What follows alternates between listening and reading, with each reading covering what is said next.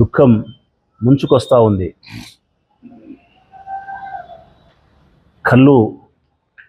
కన్నీళ్లు పెట్టకపోయినా మనసు మాత్రం రోధిస్తుంది. మిత్రులారా, ఎందుకింత అఘాయిత్యానికి తను పాల్పడినాడు? రాజకీయాల్లో గెలుపు ఓటములను సర్వసాధారణంగా స్వీకరించాల్సినటువంటి మనం మన ఆత్మీయులను, కుటుంబ సభ్యులను, భార్యాపిల్లలను వదిలి మరణించడం అంటే నిజంగా ఆశ్చర్యం కలుగుతూ ఉంది.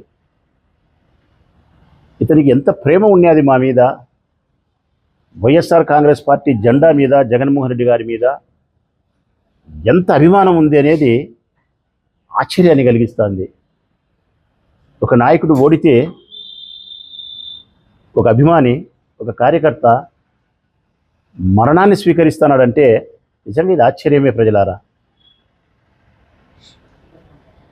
అతను చనిపోయేటప్పుడు 4-5 రోజులు విజయవాడలో ఉండి ఫోన్ స్విచ్ ఆఫ్ చేసి ఎవరికి అందుబాటులోకి రాకుండా 7 ఉత్తరాలు రాసినాడు విడివిడిగా. 7 ఒకటి వాళ్ళ భార్యకు రాసినాడు, ఒకటి బంగారెడ్డికి రాసినాడు, ఒకటి నరసింహారెడ్డి, అట్లా తనకు సంబంధించిన మిత్రులకు 7 రాసినాడు విడివిడిగా. 7 రాసి తన దగ్గర ఉండే బంగారు కడియము, తన పర్సు, అందులో కొంత 20-25 వేలు డబ్బులు, అవన్నీ కొరియర్ చేసినాడు ఇంటికి. ఈ 7 ఉత్తరాలు కూడా కొరియర్ ద్వారా పంపించినాడు వాళ్ళ భార్యకు. ప్లస్ 7 మందికి ఎవరికైతే రాసినాడో విడివిడిగా మళ్ళా వాళ్ళకి ఒకటి పంపినాడు ఒరిజినల్. 7 మందికి పంపినాడు, భార్యకు పంపినాడు. స్పష్టంగా రాసినాడు. ఆయన భార్యకు రాసిన మరణించేదానికంటే కొన్ని గంటల ముందు ఆయన రాసినది, ఉదాహరణకు, మిత్రమా, నా అంతిమ యాత్రకు జగనన్న వచ్చేలా చూడండి, ఇదే నా చివరి కోరిక. ఎంత బాధ అనిపిస్తుంది. చనిపోయేటప్పుడు కూడా జగన్ను స్మరిస్తున్నాడు. నా శవయాత్రకు నా నాయకుడు జగన్ రావాలని కోరుకుంటున్నాడంటే ఎంతటి అభిమానం ఉంది నాకు. ఇట్లా అభిమానులు జగన్మోహన్ రెడ్డి గారికి లక్షల మంది ఉండారు.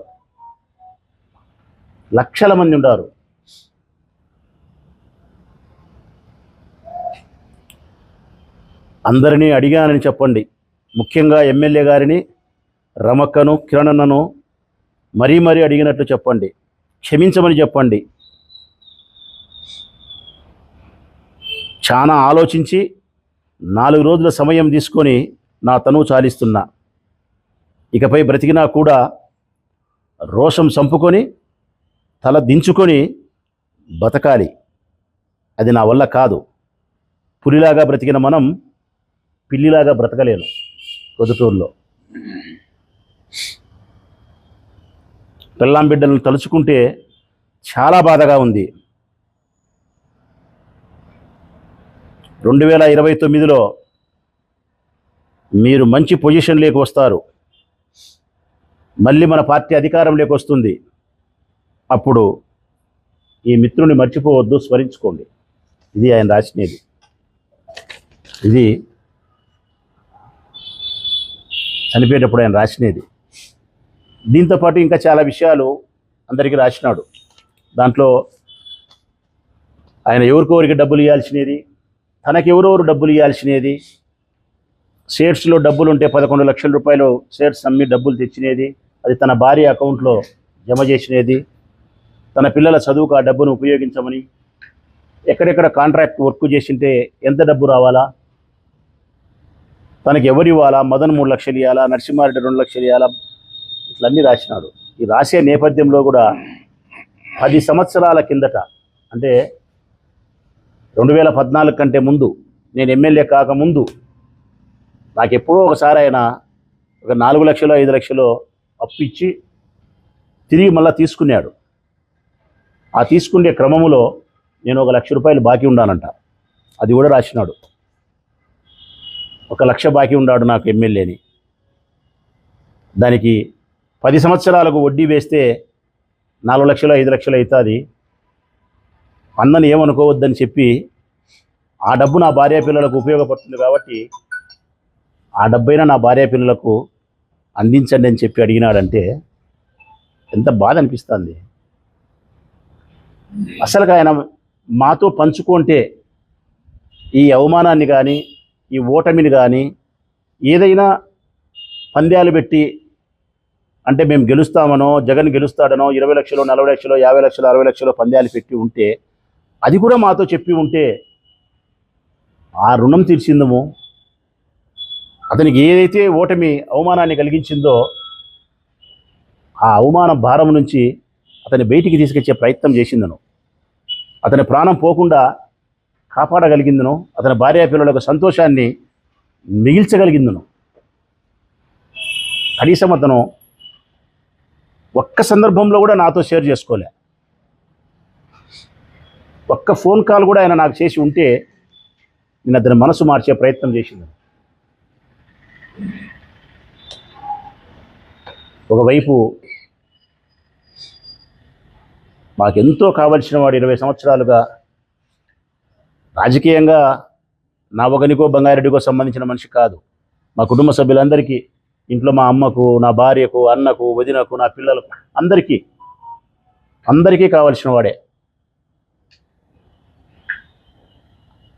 24 గంటలు మా మేలు కోరేవాడు.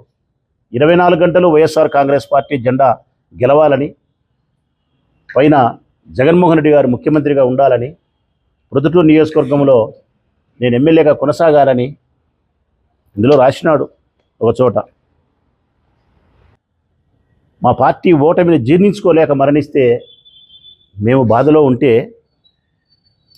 యావత్ మా పార్టీ వాళ్ళంతా దుఃఖంలో ఉంటే, ఇప్పుడు కూడా రాజకీయమే తెలుగుదేశం పార్టీ వాళ్ళు చేసినారు. తెలుగుదేశం పార్టీకి సంబంధించిన గ్రూపులలో, వాట్సాప్ మెసేజ్లలో ట్రోలింగ్ చేస్తారు, మెసేజ్లు పెడతారు. ఏమని? సుబ్బరావు అనే ఒక కాటన్ వ్యాపారస్తుడు వైఎస్ఆర్ కాంగ్రెస్ పార్టీ అతను విజయవాడలో సూసైడ్ చేసుకున్నాడు.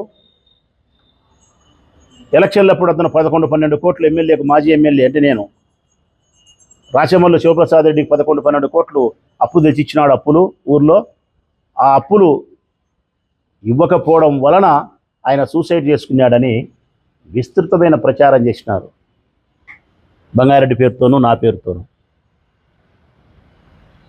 అబద్ధాలతోనే మీరు గెలిచి మేము ఓడిన తర్వాత కూడా ఇంకా అబద్ధాలతోనే మమ్మల్ని సాధించాలనే ప్రయత్నం చేస్తూ ఉంటే దీన్నైనా మీరు గమనించండి ప్రజలారా. మాకు సుబ్బరావు అత్యంత ఆత్మీయుడు, మా కుటుంబ మిత్రుడు, సోదరునితో సమానం. ఈరోజు అతను లేడు. అతని భార్య, అతని పిల్లలు, వారి పిల్లల భవిష్యత్తుకు అన్నిటికీ బాధ్యులమై ఉంటాం. వారిని తిరిగి సంతోషంగా జీవితంలో ఉంచడానికి కావలసినటువంటి స్థితి ఎంత చేయాలనో అంతా మేము చేస్తాం. నేను, నాతో పాటు నా అన్నలు, నా చెల్లెళ్ళు, నా తమ్ముళ్ళు అందరం కలిసి చేస్తాం. నా పార్టీ చేస్తుంది.